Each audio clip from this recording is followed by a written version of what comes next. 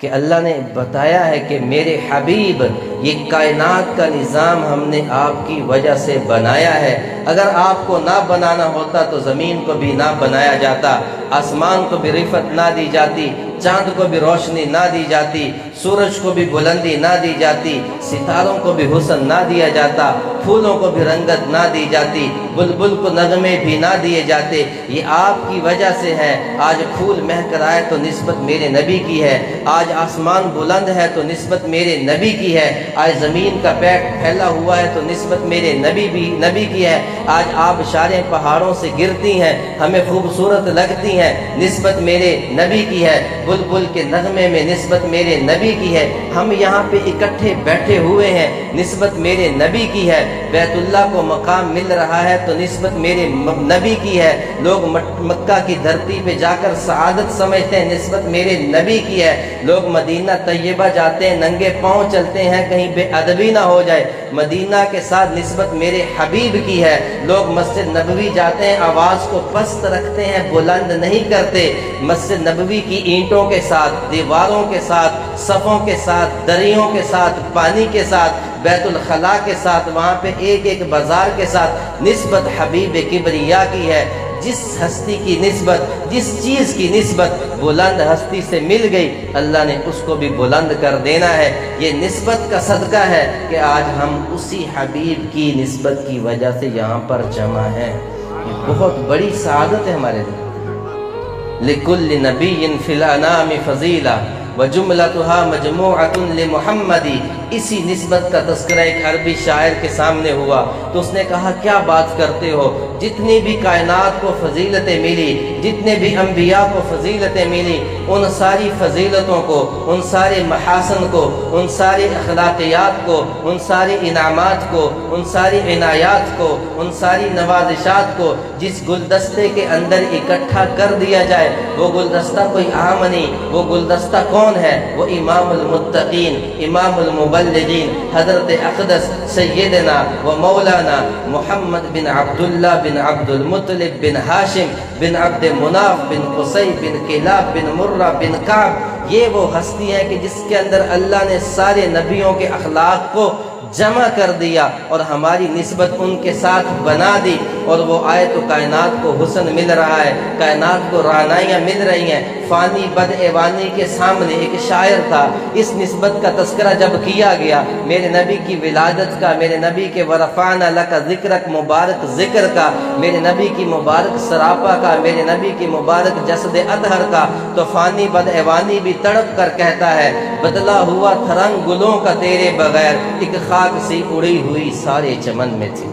کہ یا رسول اللہ آپ کے بغیر تو کائنات ہی بے رنگ تھی۔ اس میرے نبی کی آمد کا تذکرہ، میرے نبی کی سیرت و صورت کا تذکرہ جب ظفر علی خان کے سامنے ہوا تو وہ بھی تڑپ کے کہتے ہیں دیار یثرب گھومتا ہوں، نبی کی دہلیز چومتا ہوں، شراب عشق پی کے جھومتا ہوں، سلامت رہے پلانے والا۔ نبی کی ولادت کا تذکرہ جب حسین احمد مدنی کے سامنے ہوا، حسین احمد مدنی کون ہے؟ محدث ہیں، مفسر ہیں، مبلغ ہیں، امام العلماء ہے، امام الصلحاء ہے۔ جب ان کے سامنے پیغمبر کی آمد کا تذکرہ ہوا، یہ وہ ہستی ہیں حسین احمد مدنی رحمۃ اللہ علیہ جنہوں نے 18 برس مدینہ منورہ کے اندر مسجد نبوی میں بیٹھ کر حدیث رسول اللہ کا درس دیا تھا۔ آج کوئی خیر المدارس کا شیخ الحدیث ہے تو ہمارے لیے بڑا صاحب اکرام ہوتا ہے، بڑا اعزاز ہے۔ کوئی جامعہ اشرفیہ میں بخاری پڑھاتا ہے، اس کا بڑا مقام ہے۔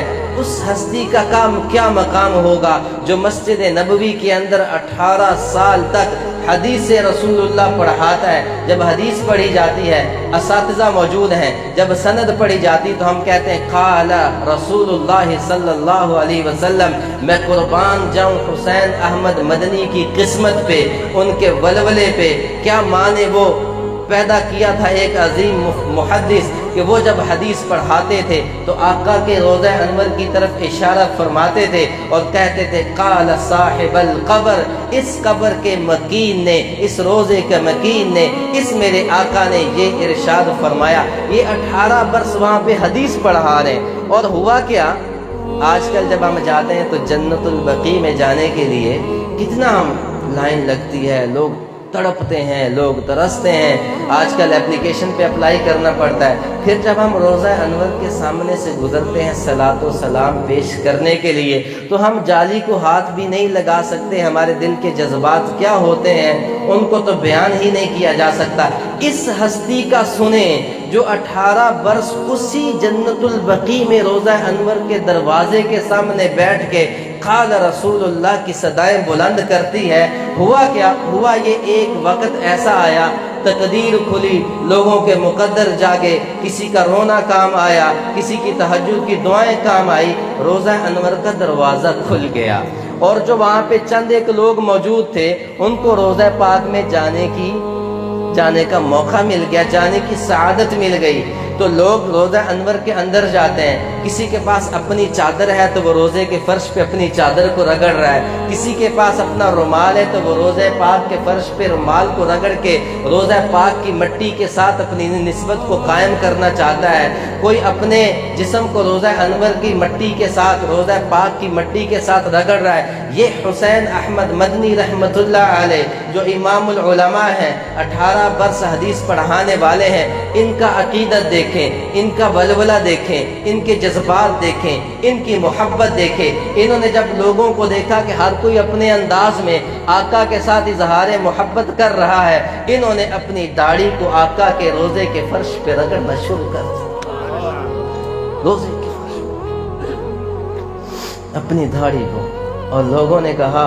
مفتی موجود تھے میرے جیسے، غوث سنت کی توہین کر رہے ہو، آپ کو یہ نہیں پتا؟ تو قربان جاؤں ان کے جواب پہ، کیا ولولہ تھا، کیا جذبات تھے، کیا رعنائیت تھی، کیا عشق سے لبریز جواب دیا۔ کہا کہاں پھرتے ہو، سنت کی توہین نہیں کر رہا، جس کی سنت ہے اس کی حرمت پہ قربان کر رہا ہوں۔ اور انہوں نے ان کے سامنے جب پیغمبر کی ولادت کا تذکرہ ہوا، میرے نبی کی آمد، میرے نبی کی سیرت اور صورت کا تذکرہ ہوا، تو یہ بولتے ہیں، دمکتا رہے تیرے روزے کا منظر، سلامت رہے تیرے روزے کی جالی، ہمیں بھی عطا ہو وہ شوق ابو ذر، ہمیں بھی عطا ہو وہ جذبہ بلالی۔ اے جنت تجھ میں حور و قصور رہتے ہیں، میں نے مانا ضرور رہتے ہیں، میرے دل کا طواف کر، اے جنت میرے دل میں حضور رہتے ہیں۔ لوگوں نے اپنے اپنے انداز میں آقا کے ساتھ عشق کا، محبت کا اظہار کیا۔ یہ ایک نسبت ہے، نسبت جو میں نے پہلے کی ہے کہ ہماری آقا کے ساتھ نسبت بن گئی، ہمارے لیے یہی کافی ہے۔